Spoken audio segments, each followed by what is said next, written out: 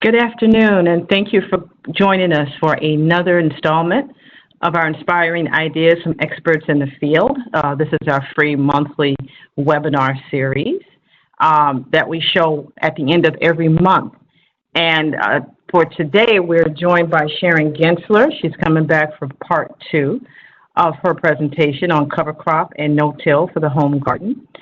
Before she gets started, I'd like to thank our sponsors who have always been great supporters of the webinar series and of NOFA Mass.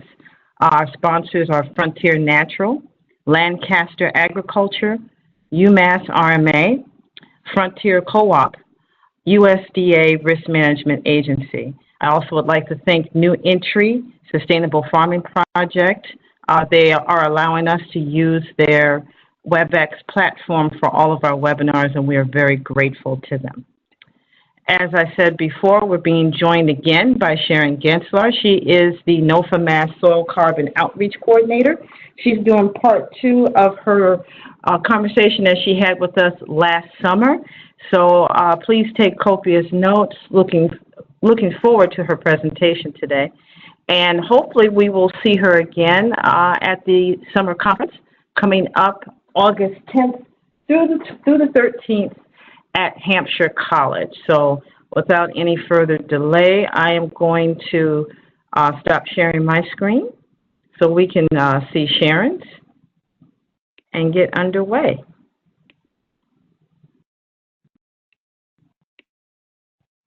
All right, Sharon. There I go. Thanks, Anna. Do you see it? I see it. Look at this, looking good. Well, welcome everybody. As Anna said, tonight I'll be talking about some growing practices that home gardeners can use to improve soil and plant health, thus improving our own health as well as that of the planet. I ask you to jot down your questions and hold them for a bit, as some of the separate concepts I share will weave together into a whole as I go along. I want to start with sharing my background while showing some photos of the bounty grown on our no-till cover cropped homestead. My partner and I have been growing and preserving our own vegetables, fruits, and poultry on our Wendell homestead for over 35 years. The land gifted to me was stony and totally wooded. We cleared land by cutting the trees to soil level and then building our soil using permaculture techniques. Starting with a ½ inch of porous dust on top of subsoil, we now have a rich, humus soil over a foot deep, which has never been tilled. Fortunately, the summer before starting the homestead, I spent a week walking around an old farm with Bill Mollison, the co-founder of permaculture. It was a totally mind-expanding, altering experience. He has a remarkable way of looking at a situation which some saw as a problem and turning it to an advantage. This led me to combine his soil building techniques with parts of a French intensive permanent bed system as the basis for structuring my new garden and orchard. These growing beds have never been tilled or walked on. Plus, about 10 to 15 years ago, I started experimenting with using cover crops in the garden. Now I find that what we've been doing for so many years is the cutting edge in regenerative agriculture and might just save the planet from climate extremes. I've also been active in NOFA Mass for many years as a member of the board and the staff, as well as an attendee at many rewarding conferences and workshops. I'd love to take this program on the road and talk to as many community members as possible around the Commonwealth. So if you enjoy it and think it's worthwhile, please contact me at NOFA Mass, Sharon at nofamass.org, and we'll talk about making that happen. So let's get started. On the left is what soil can become if it's not healthy and not cared for. And on the right is a really healthy soil. Look at the crumb and the texture and earthworms. And of course, it's from my farm, so that's why I'm really happy with it. Looking at the carbon dioxide cycle, You can see that with green covering the earth, we have carbon dioxide being taken out of the atmosphere through tree leaves, through grasses, through growing things, and being put into the soil, either at the level near the surface where it's soil organic matter, which is essential for a healthy soil food web, or it can be, excuse me, it can be deposited deeper into the soil where it becomes soil organic carbon, and it can be sequestered for many, many years. So that's what we want to talk about this evening, is how to make a healthy garden through healthy soil, plus sequester that carbon.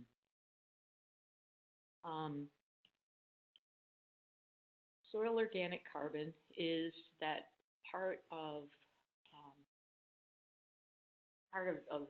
the process where photosynthesis puts carbon dioxide, like I said, deep into the soil, and this all happens through photosynthesis. Let me take a second to just stop and back up and say, I'm not going to read every word on these slides. You can go back. Anna will have this posted on our YouTube channel, and you can go back and read it and slow this down and look at things in great detail. But I'd like to keep a flow going and keep us moving towards getting everything covered tonight. So in modern agriculture, over 50 to 70% of the organic carbon that was stored in the soil has been released into the atmosphere. And we know that we still have to fight fossil fuel use and bringing carbon emissions down from that process.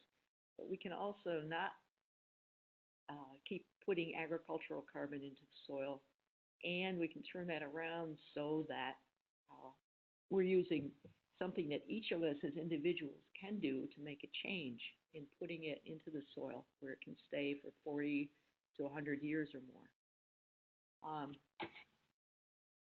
This capacity, whether to sequester the carbon, is determined by the photosynthetic rate. We're going to spend some time talking about that. And the benefits of doing this, of gardening with no-till or with cover crops, is that we could be taking out, like I said, carbon from the atmosphere, and for every 27 tons of carbon sequestered in the soil, 100 tons of carbon is removed from the atmosphere. We don't really need high-tech solution that costs billions of dollars to put carbon into the oceans or somewhere like that, where it's only going to cause more trouble. We can do it ourselves, and each of us doing it together can make a big difference. The other thing, which is a win-win, is that doing this creates a really healthy soil, and healthy soil creates healthy plants, which in turn creates healthy individuals, thus helping us all not spend so much money on this healthcare system that we're evolved into. This is a picture of a soil profile, and the area up near the surface is where the soil organic matter is. You can see this is covered with green, growing, living things. Has very deep roots going down through the soil aggregate. It's a very pretty soil, and here's all kinds of worms, and I'm sure it's full of microorganisms too. So back in grade school, I learned a little bit about photosynthesis, but way more is being learned now. Soil scientists that are studying soil biology are just I don't know what to say. It's just mind-boggling, some of the things that are coming out that we can understand now. Anyway, as a plant is taking the sun's energy and turning it into sugars and carbon dioxide that it uses for its own growth, we've discovered that over 40 to 60% of the same food that it's creating from photosynthesis is being exuded by the roots back into the soil. And some might say, well, why would a plant put so much of its energy and dump it into the soil? Which is a very good question. So there must be something going on. And what that is a mutual symbiotic relationship with everything else that lives in the soil. Here's another example of a soil covered with green living things, very deep root systems. And you can see the color of the soil, the texture, which really shows the amount of health of that soil. This is another example of what I was talking about. On the left, we have some plants that have been cut really short or are growing, don't have that much greenery on top, so there's less photosynthesis. Below the soil line, there's less roots. To the right, you see plants that are have much more green on top, so they're much more active in their photosynthesis, and the roots are much more developed, and you can see the soil clinging to the roots, and these roots are exuding the sugars and other substances into the soil, thus making everybody that lives in the soil happier. So what are these soil microorganisms? I'm sure as organic gardeners, we all know that a teaspoon of healthy soil contains billions of creatures. I mean, think of it, billions. So every place we put our footprint is like huge numbers. These are bacteria, fungi, protozoa, nematodes, arthropods, etc. Without the microbes, we wouldn't eat. They play a key role in soil fertility. They recycle nutrients, and they make them bioavailable, which means that if there are minerals or important things in the soil that the plant needs, and they cannot have access to them because they're not available in a form that the plant can use, then they're useless. So these microorganisms make it so that they are available, plants, when they need them, to be able to use them for their own growth. The carbon from this rhizosphere, which is the area immediately around the roots, gives off different substances, oxidates, like these sugars and the amino acids, that the microbes take up and use and keep this cycle going. Bacteria are one of the main decomposers of residues in the soil, and without them we'd be buried deep in kinds of undigested materials. They do nutrient cycling, they synthesize hormones and fix nitrogen. I'm sure all of us have put that nice black powder on our peas and beans, our legumes, and then when we, what that's doing is it is a bacteria that helps the plant fix nitrogen, taking nitrogen out of the atmosphere and putting it into the plant and then into the soil where it becomes available for those plants on demand. This soil food web is such an intricate balance of all kinds of different creatures. So you could be buying a nitrogen fertilizer and putting it into onto your plants, or you could be helping the plants by helping the bacteria and thus getting it free out of the atmosphere. Bacteria are much more abundant in tilled soil. And here we are with fungi. This picture, I think it's a pine tree. You see this a lot because a good example of the fungal development. When I first looked at it, I thought, oh my gosh, look at the plant roots and the root hairs on that plant. And in actuality, the roots are those yellow or oranger things, and everything else, all the lighter colored areas are fungal hyphae, mycelium. You can see that there's this huge, to me it looks like a brain. So I've never seen a brain, but pictures of brain, these synapses and everything. So scientists are discovering the intricacies of these mycelium and that they serve as a huge transportation system and communication system between plants and between the plant and soil microorganisms. So you look at that for one little plant, how much more space and everything it has. These things are much more abundant in untilled soil, and you can assume why that would be. If you chop that up, it would be, you wouldn't have that same vast network.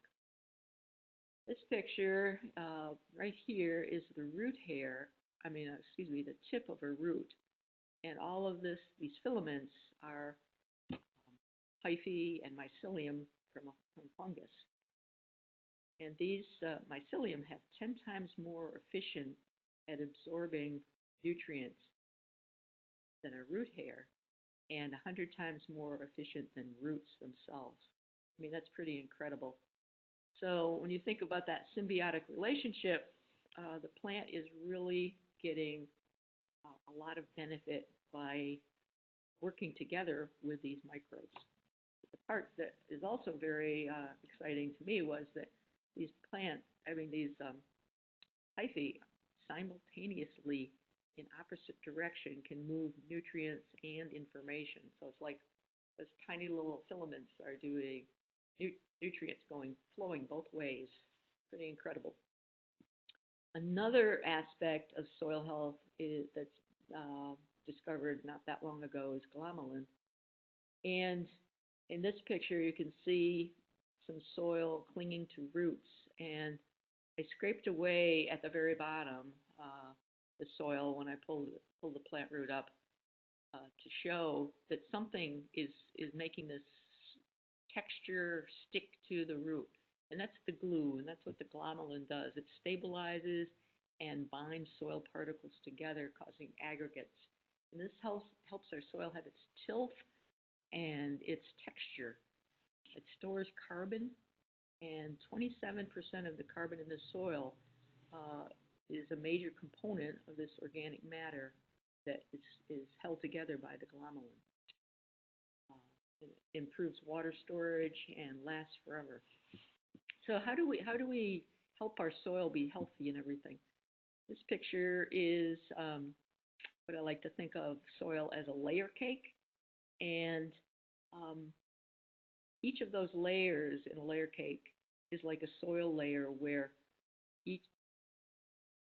all the creatures have their exact needs that they need for an optimal life. The things closer to the surface, and then down a little, and where your worms live, and where the different microbes levels are. And so if you till your soil, you're taking that cake like a 2-year-old at her birthday, and just whacking the heck out of it, so that they're not in their optimal place anymore. They're distributed all over. Another way to look at it is a rototiller, a plow, or even a garden fork tipping soil over is like having a natural disaster for us as humans. If we think of a tornado coming through one of our human communities, it can kill or injure us. It can knock out, destroy our homes. It can knock out our transportation and our communication networks. And it takes a long time to get that all back to where we're optimal life as a community again. Think of those poor people in Puerto Rico who are still struggling and have not been able to get their systems back in order. And I don't want to take away from their struggle and all, but this is very similar in the soil when something is tilled, that it takes a long time to get back to optimum health, to get those roots all back where they belong, to get the soil aggregate where it belongs, and the microorganisms. So the benefits of no-till is that we improve our soil texture and tilth, keep those microorganisms where we want them, and the earthworms and everyone else. It suppresses weeds because, as we all know as gardeners, when you till the soil, you bring up dormant weed seeds and put them in an area where they get sunshine and heat and water, and then they can grow. It's good for erosion control and carbon sequestration. So, okay, you like to till. What do you do? What are some of the methods we can use if we want to try to cut back? And I'm not saying you have to stop totally. If you need to till to get an area ready, because that's, it's not a terrible thing. But the more we cannot disrupt the soil, the healthier all of us will be. So one of those methods is, if you've got little baby green weeds coming up and you want to kill them, or you've got a cover crop that we'll talk about soon that you've cut back and you want to make a bed so that you can plant seeds in it, you can use something called solarization, which is trapping the sun's energy. You put a piece of plastic down and trap that heat and moisture, and it kills your seedlings, but you don't want to leave it on there more than 24 to 48 hours because we don't want to kill those microbes either. And when you take that off, you'll have a nice bed to be able to plant in. Another method is called occultation, and this is doing similar by putting something that the sun can't get through down a piece of cardboard or black plastic or tarp, and you weigh down the edges, and it takes longer, 3 to 6 weeks or longer if necessary, to break down larger amounts of plant residue and persistent weeds. Another method is the lasagna method. This picture is one I took off the internet, and it is way more involved than one would have to do. It's just basically laying down some cardboard and then laying on top of that varying layers of organic matter, wood chips or straw or hay, shredded leaves. You keep it watered, moist but not sopping wet, and the worms love it. And after about 6 months, you can plant directly into it. But if you need to plant sooner, you make a little planting hole, put some compost in it, and put your transplant directly into that. This is how, when I was talking about Bill Mollison and our farm, cutting the trees down, and just we layered wood chips and manure on top of the forest, and have our soil now. It's taken 35 years, but I was planting in it, did it in the fall, and by spring I was planting in that, have been planting in it ever since. And the next no-till method, which is really important, is mulch.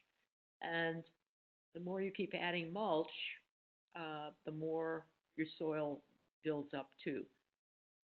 Like I said, when we started, we had those layers of wood chips and manure, and then every year since then we've had mulch of some nature and or cover crops on, which have just continued to add depth and height to the soil. You want to use biodegradable materials and something that hasn't been sprayed with herbicides and other toxins. It's great at suppressing weeds and keeping your soil moist. And I'm sure you've used mulch, or if not, it's a good thing to start doing. So I do all this with hand tools, keep the tiller out of the garden. I grew up with a tractor on the small farm I grew up on, and I've lusted after one, but my site is on a slope and it's rocky, and I could never afford one. And now I'm really grateful that all of those things happened, because, like I said, it's been over 35 years that this soil has never been tilled, and it really shows it. So this is a broad fork. It's used to fluff the soil, not to turn it. It's a really good tool. It's expensive. You put your foot on it. It has long tines, about 10, 12 inches long. You step on it, and then you rock those handles back and forth. If you don't have one, your handy garden fork, but again, use it to fluff, not to turn. So I'm going to take a drink of water. And now we're getting into cover crops and green manures. And they're both basically the same plants. It's just how you use them. And a cover crop is used for a longer lasting soil fertility, and a green manure is used for a quick fertility hit, the shorter term soil improvement. This is some oats and field peas on the right, and you want to cut them, or whatever your cover crop is, before it's around 4 inches or less, and cut it at your soil line or just below, and use your solarization or occultation to kill it further. You have to wait a couple weeks before you plant so that the soil isn't too hot and burn your transplants or your seeds. But it gives you that quick boost of fertility. A cover crop, on the other hand, is a longer-term soil improvement. If you let them grow taller, the roots are deeper. You're putting more sugars and amino acids and things into your soil at a deeper level. When you cut it, you can leave the residue on top and it can decompose and serve as a mulch, or you can put it in your compost. And when you let it grow further towards maturity, you get a ligneous material, which is that woody stem or the piece of straw that has the structure to it that a tender young piece of grass wouldn't have. And that's the mycorrhizal fungal creatures really like ligneous materials. So carbon, wood chips, straw, weed stalks, all kinds of things like that. And the benefits of using cover crops are very similar. They go hand in hand with a no-till. One without the other is they enhance each other. So it just builds your texture, builds your soil, your water retention and microbial activity, suppresses your weeds. You can use it as a living mulch, erosion control, for pest and disease control, and of course for carbon sequestration. So there's that saying, as above, so below. Well, on the left, that plant, the so below seems like it's way bigger than the as above, which is, I think, is really good for our soil. The photo on the right, I really like because it shows the white area that looks like a root, had been a root where it was cut off and had died. And so that has become a major channel for air, and for water, and in this case, some other plant roots, to go deep into the soil. And so it can break up hardpan. It can help get, without plowing, without turning the soil, getting air and moisture down further. So where do I use them? I use them in the garden, in any bare spot, under crops. For many years now, I've just taken a chunk of the garden, about maybe a quarter of the beds, out of production and used them in cover crops all year. You could use them for early or late or mid-season before your vegetable crops. You can undersow with them or use them as succession. So on the left is a spot when I planted my onion seedlings in. I had about 18 inches of bare soil at the end of the bed, and I threw in a few handfuls of seeds. It looks like it's a mix of the broadleaf is buckwheat and oats, and there's peas in there. And that just covered that end of the bed. It's photosynthesizing, it's doing good work, and it's not letting moisture evaporate or weeds grow. Like I said, I take some of the beds out for the whole growing season to be in cover crops. And then I have some here that I use early April or mid-April, depending on the year when the snow's off the garden. I am able to get oat and pea seeds in there. They grow. Here's some buckwheat mid-season, and in September, that's probably 3.5 feet tall, maybe 3 feet. So there's a yardstick to show you by October. It's well over 4 feet tall, that cover crop, and that's a good cover crop cocktail. And on the right is the bed after 2 or 3 20-degree nights, and you can see it's dying back.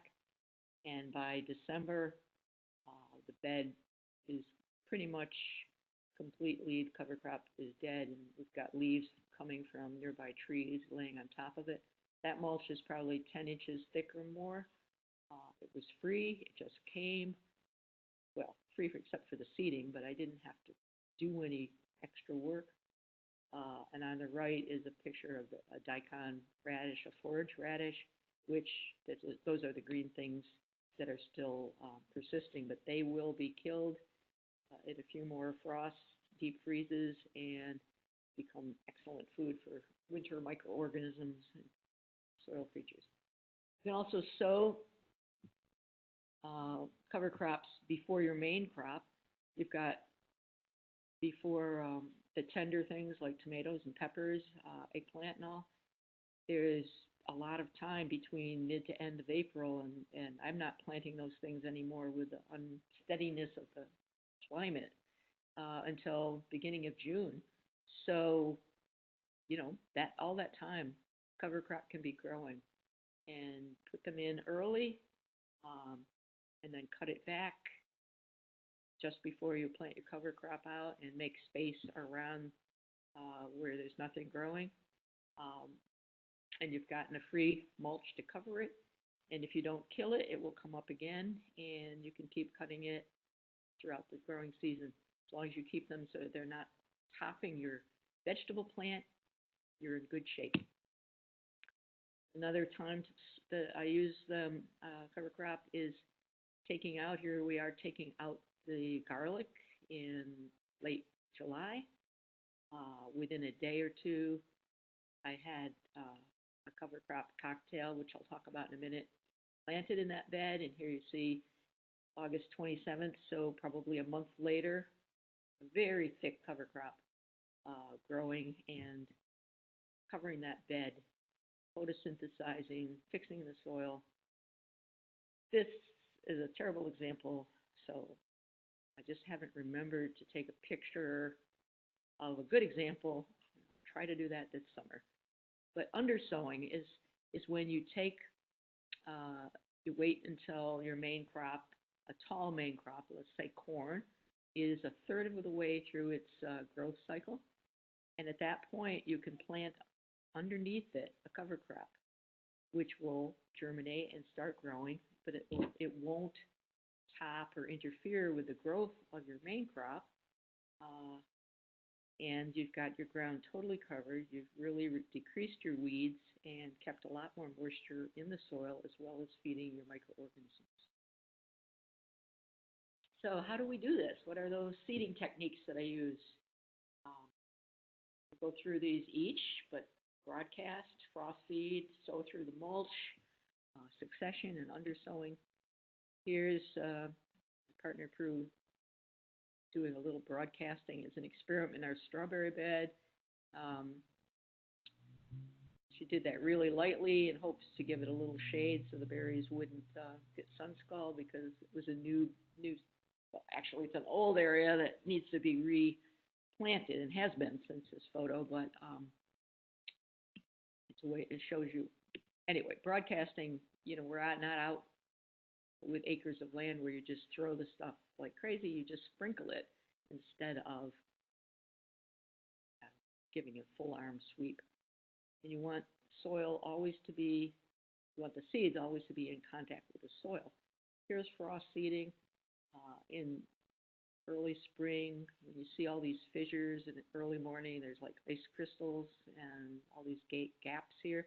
You can plant something, well, oats and peas are a good one to plant because they can take a few frosts and do well.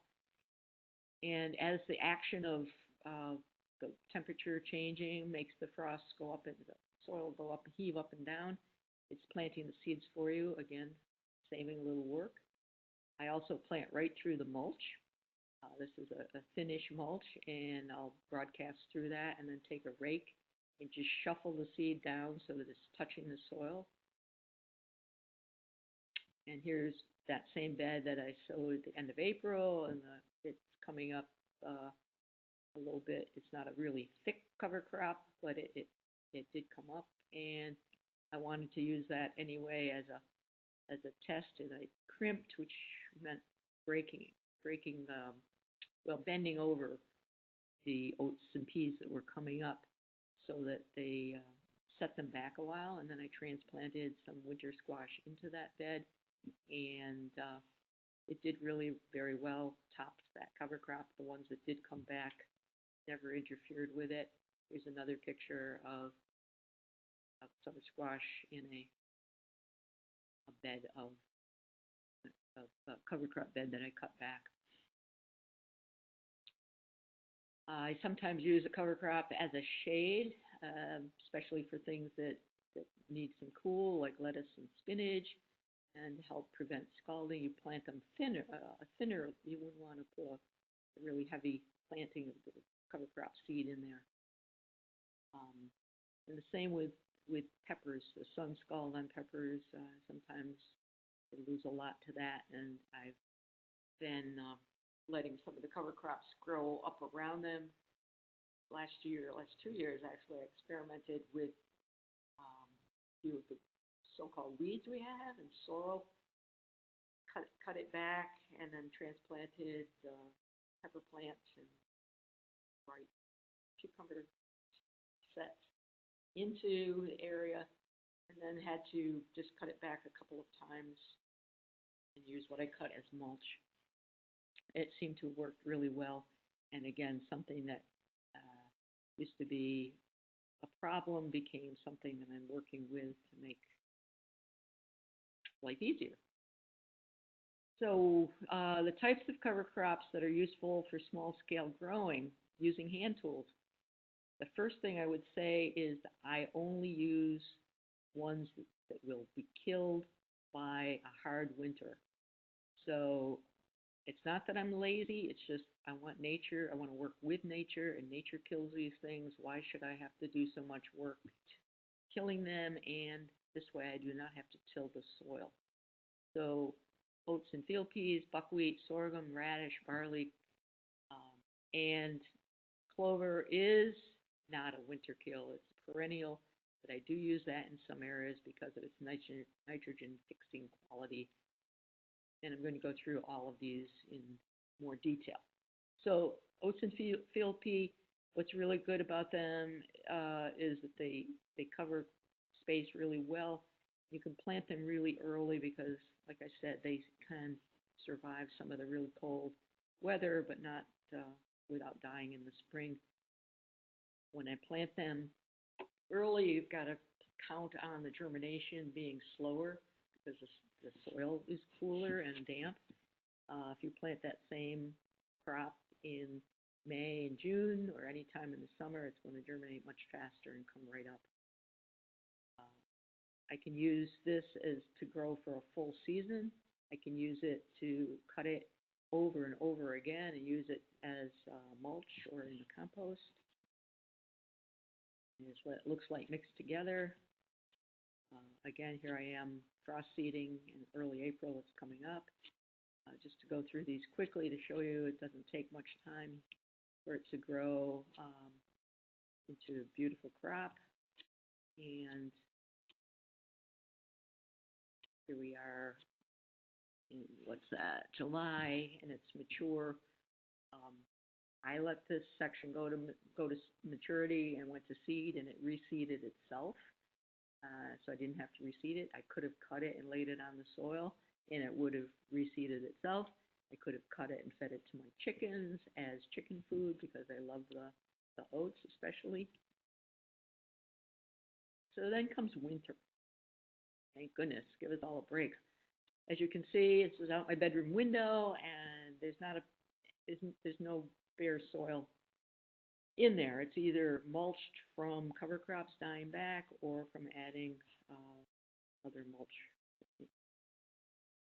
And then we have the winter freezes, and this is a photo on the left is an area that was sown in August after the garlic came out, and it was at least 4 feet tall by the time it was killed by the winter. Here it is the following April, and you can see that bed was covered with a mulch all winter long, and all I had to do was plant those seeds. I didn't have to carry in mulch and spread it, buy it, or whatever, import it. It was about 10 inches deep, and by the time spring came, you can see it had decomposed quite a bit, feeding the soil, feeding the microbes. Again, this is where I was trying to show what the soil texture glued to the roots are. And again, the same April, that the soil under that mulch was ready to be planted in. Pull the mulch back and put seeds in, or make planting holes and put transplants in. Buckwheat is another one of my favorites. It's a kind of a succulent. It is very frost sensitive, so you've got to use it just in the summer months. It makes phosphorus and calcium available. It's a beautiful plant for beneficials. It's a great weed suppressant. The thing about cover crops is you can save the seeds without worrying about cleaning them because you're just saving them to replant. So, and here's buckwheat germinating, and even in the cotyledon stage, you can see the shade underneath. You know, they're already suppressing weeds and keeping moisture in. Again, here they are being shade crops for my lettuce. Thicker planting, see what they look like, and then they have these very thick planting to, very weed. I was trying to get rid of a lot of weeds in that area. And then a plant on the right that had room to grow. As with all of us, if we have room, we can get to be a much more amazing plant. They're fantastic for pollinators, beneficial insects, and it just is so joyful when I go out into the garden and I'm near the buckwheat. It's just so abuzz with creatures, winged creatures. I have no idea who they are, what they're doing, but I know many of them are beneficial to the garden. It's like when your aphids are, if you have aphids and the lady beetles come and then they eat them all, and then what do? Well, they wait for another flush of aphids. They need to go to small little flowers where they can collect nectar and pollen. So you always have this handy succession of buckwheat going all summer long in flower. Sudangrass, sorghum. They call it a grass, but to me it's like corn. It has that same kind of corn root and leaf. It's huge, fast growers, major for biomass if you want to have a lot of biomass. The other thing is it suppresses the root knot nematodes, so I always try to make my planting carrots in a bed that has had sorghum in it the year before or earlier that year. Here it is planted with some buckwheat, and there's some chipmunk planted plants. I think there's just 2 or 3 there, but that's 6-7 feet tall. Forage radish is basically a daikon. Large, deep roots. It breaks up any compacted soil. Has beautiful green tops that smother weeds. Decayed roots do an amazing job of feeding the soil all winter long. And I've read, but I haven't done it, so if any of you try it, let me know, that if you plant these in a row, when you go to plant your leeks or onion seedlings in the spring, you've got holes already there that you can just plop them into. But I just mix them in with my other seeds and do a cover crop cocktail. So I don't drill them in. So the perennial I use is the clover, the white Dutch or the medium red. It's so good at fixing nitrogen. It does spread from creeping roots and from seed. I try to keep it in the paths or on the edges of the bed. On the right is a bed that was maybe 30 by 50, not a bed, but a big area that I put it in to help build that soil. I had it that way for about 3 years. I made planting holes in amongst it and put brassicas in that did really well with them, and then just hand cut it maybe 3 times during the growing season. And then 2 years ago, I put down cardboard and wood chips and now have turned it into planting beds. The same with the medium clover. I put that, I like to leave it along the edges of the beds, and I do cut it off at below the soil line if it's in an area that I need to be planting in. Just to show you a little bit about the nitrogen fixing capacity, on the left is a red clover plant that I pulled up in late April. You can see beautiful roots, but I don't see any nitrogen nodules, whereas on the right, this plant was pulled again. Let's see, that was August, and all of these white little bumpy things are nitrogen nodules that are going to be available to the vegetables in that area. So cover crop cocktail, everybody's talking about that, and I think the big thing about it is diversity, diversity, diversity, that if you have the more types of cover crop you have in a growing area, the more it increases the effectiveness because they each do a little something different. And so they're each doing something below ground that affects your soil. So mix them up. The thing about them is you need to mix for your outcome. For me, I mix for winter kill because that's the most important thing. But you could pick something else if you want, but I'm not going to be recommending other than winter kill. So how do we manage these? Again, we've talked about a lot of this stuff. You can go back and read this later. But this is the tool I use for cutting. It's a Japanese serrated sickle, and you can pick it up for under $10 at, I don't know, probably many places, but I get it through the Orchard Equipment Supply Company in Conway, Mass. Really good people, and it's just an amazing tool. I've been using one for I don't know how many years, cutting above ground, below the soil level, and it's still sharp and effective. If you don't have one, use what you've got.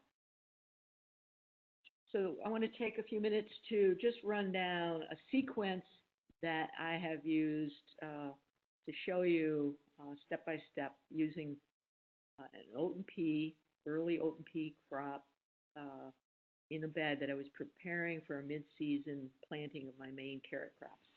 So here we are doing the frost seeding, and they're germinating and coming up. Here's the crop. It turned out to be mostly peas. My oats had a hard time because they were 3 years old, but it was still a really fantastic thick cover crop. And here I am cutting it with that little tool right at the soil line. Look at that soil. I mean, look at the crumb, the texture, the worm castings. I was just so pleased. It was it is such amazing soil, and it's such an easy way to have nature help you do the work that you have less to do. And I'm almost 73, so I am trying to do a lot of gardening with less stress. I pulled up a couple pea roots to show you all of those nodules are fixing nitrogen by cutting them off. It's been released into the soil. So after I cut the cover crop, I laid it back down on the bed where it was. Notice the paths around this bed are a lot of clover. There's some weeds in there too, but that's the path. So the mulch turned brown, and I forked it off. I used the broad fork because when I was cutting the cover crop, I did notice that there were some vole tunnels, and this I thought might help before I planted carrots. Look at the soil again. Texture, I added a little bit of compost, probably quarter, half inch. And you can see that cover crop was so thick, there was, and all of those pictures you've been seeing, you haven't seen any major big weeds. But here, you're seeing a few germination because of some disruption of some weeds, and I wanted to plant my carrots. So I solarized and for a day, and then I planted the carrots and beets, and here they are. They're coming up. And I was a little late this year. I should have had that whole operation a week to 10 days a little bit sooner, so that what I could have done is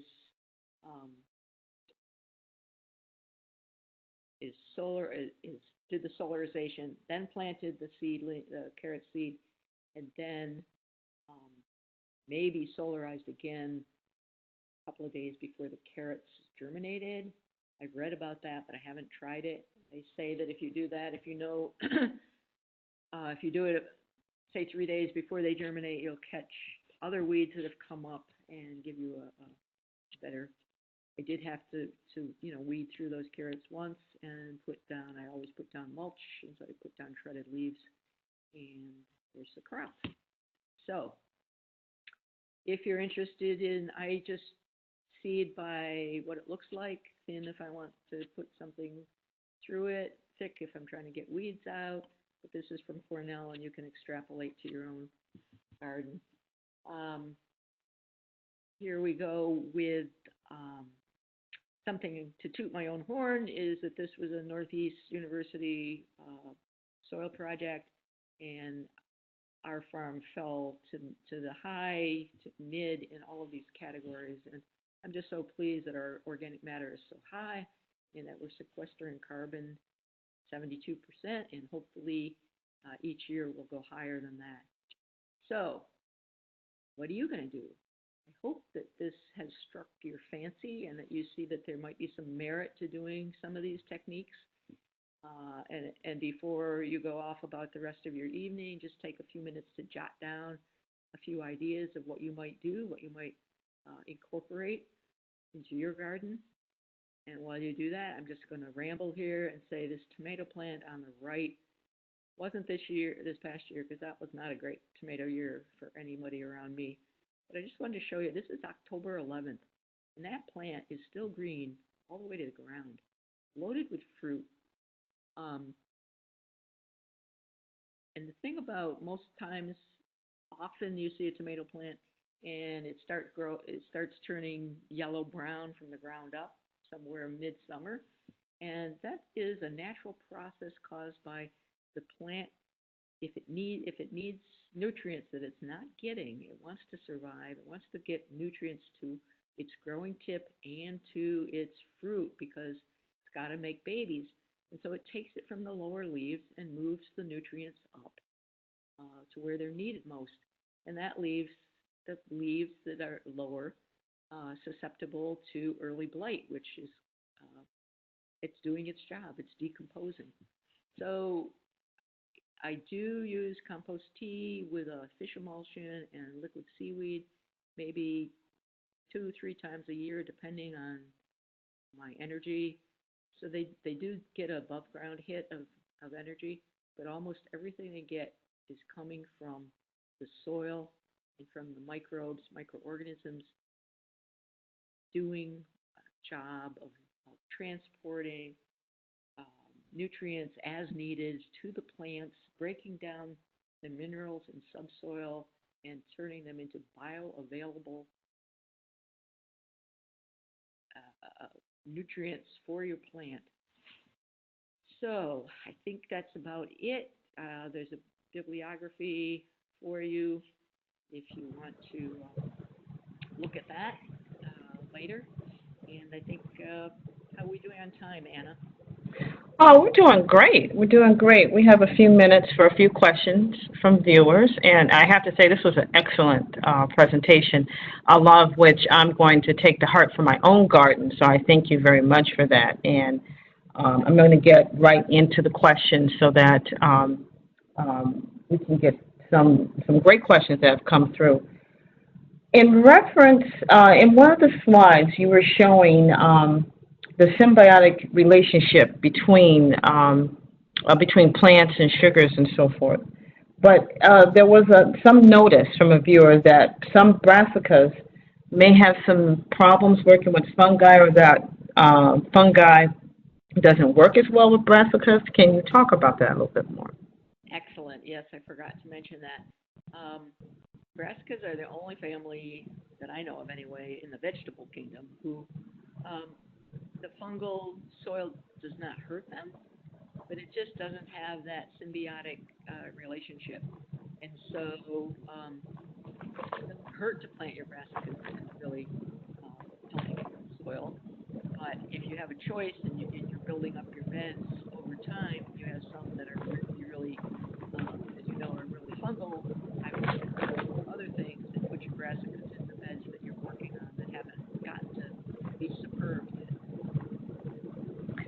very good. Thank you for that. A question on no-tilling came through. How does or can no-tilling decrease soil compaction? Well, all of those roots going deeper and deeper without being disturbed break down any compaction there, especially things like the forage radish, and even the oats and peas. All of them, are working and aerating and working their way through the soil, as well as your vegetable roots are doing that too. And that will, over time, break up the compaction. And you're building layers on top. So you're building up as well as having your roots go down and work for you. There was something else that just flitted through and flitted right out again. All right. Well, one thing is I never walk on my bed, so that really helps. Mm-hmm. And there is compaction that happens from a heavy snow load or a heavy rains. But again, the roots should be able to handle that. And I used to use the broad fork in every bed almost every other year. And now I don't. I use it on occasion when I feel like I need it and it's not usually from compaction, but it's usually from voles, which I must say, we should have a whole program on voles, Anna. When you do this kind of work, it makes a habitat that they love too, and so you have to figure out ways to deal with them. At the winter conference 2 years ago, I can't remember the names, but those folks from California talked about, and they deal with voles on a commercial level by sending them snap traps. So my cat helps. I plant more, thinking that it's okay to share some, and I stopped planting potatoes because I could never get enough. I would end up with less than I planted because I would just find these hollow shells. So it's just an accommodation you have to be willing to make too. Mm-hmm. Okay. From another viewer, you mentioned green manure, and you showed a difference between green manure and cover crops. In small spaces such as gardens, what are some of the better green manures to use? I would just continue to use my same favorites. If it's early in the season, just an oat and pea. If it's a little bit warmer, you could throw the buckwheat into it and the radish. Well, actually, the radish could go in early too, but that would be less of a green manure, I think. And the buckwheat, if it's a little warmer, because what you want is plant growth, and that the photosynthesis in the green tops has a lot of nitrogen, especially. And so when you cut it and then incorporate it back into the soil, and we're incorporating that not by tilling it, but by solarizing it and having the roots die out, then that becomes your green manure. I would hate to use anything that could become a weed, like rye and things that other people I know love. But again, I'm trying to imitate and use nature to help me do her job better. Okay. I did think of that thing that flitted through, and it was that I don't know how many years ago I stopped pulling weeds. I stopped pulling vegetable matter. It was like one. No one else probably had this problem, but you don't get your whole garden put to bed in the fall, and then in the spring you go out there and there's these brassicas sticking up, and you want to pull out those old broccolis and Brussels sprouts. And I did that, and it was just the roots were just dripping worms, and it just seemed to me, why am I pulling this out? There must be something going on. I realized there's nothing there yet, and so they're digesting those roots, those dead roots, and so I stopped doing that, and I cut my weeds off at the soil line, and leave all of those roots in. My tomato plants, the peppers, everything, they stay in. I put the tops in the compost, so it really helps aerate the soil, and feed the soil. Mhm. And I have to say this, I do eat a lot of dandelions, so there are a lot of dandelions, and I try to keep them, again, on the edges of my beds, but if they're where they're not supposed to be, occasionally I will pull one and cut it way deep, but then you get about 10,000 sprouts too. Mhm. But it's not a never situation, but those weeds, like the dandelion, have gone deep. The roots are fantastic. If you do pull that up, you put them in a compost pile, where they can decompose, because they're what's called a bioaccumulator, and they've pulled up minerals from deep in the soil, and they're in that plant. And so you don't want to just toss them away. You want them to Okay. So we have time for one more question. In terms of cover crops and green manures, a viewer had a question about what role do they play in the releasing of sugars or the making of sugars for plants and other microbial life in the soil? well, they're green, so they're photosynthesizing, and that's the whole process that puts the sugars and the food amino acids and things back into the soil. And so,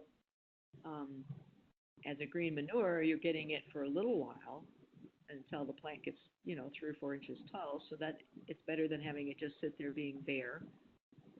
Some photosynthesis has happened, and so some food has been put into the soil for the microbes.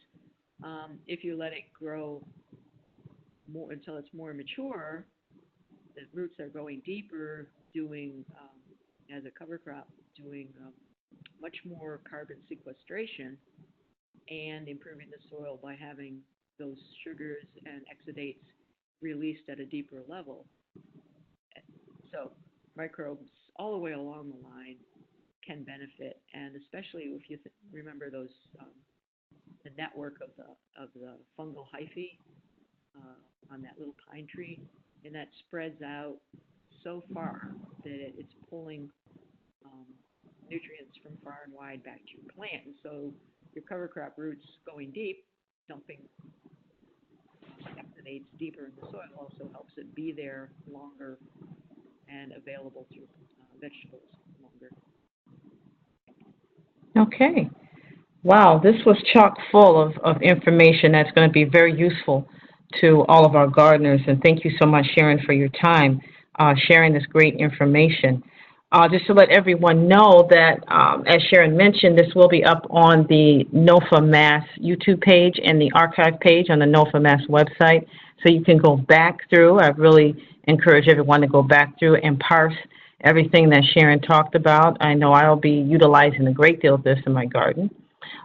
Stay tuned. Next month, at the end of this month, we'll be hearing from Derek Christensen. He's the owner and founder of Bricks Bounty Farm, talking about soil testing as a means to determining your mineralization needs. His broadcast will be actually at 7:30 on Tuesday, the 27th, and we'll be sending out information about that. If you wish to get personal reminders about all of our webinars, feel free to email me at anna@nofamass.org, and we can put you on our email blast list as well as our other listings. Thank you to everyone. We look forward to seeing you this summer, August 10th through the 12th, at Hampshire College for our summer conference. And we have some great speakers lined up, so you can go to our website again to take a look at that. Thanks again to Sharon, and we look forward to talking with you and seeing everyone later on in the month. Have a good day, good afternoon. Be blessed. Thank you, Anna. Am I on? I would just like to remind people to contact me if you'd like me to present this in your town. All right. Thank you.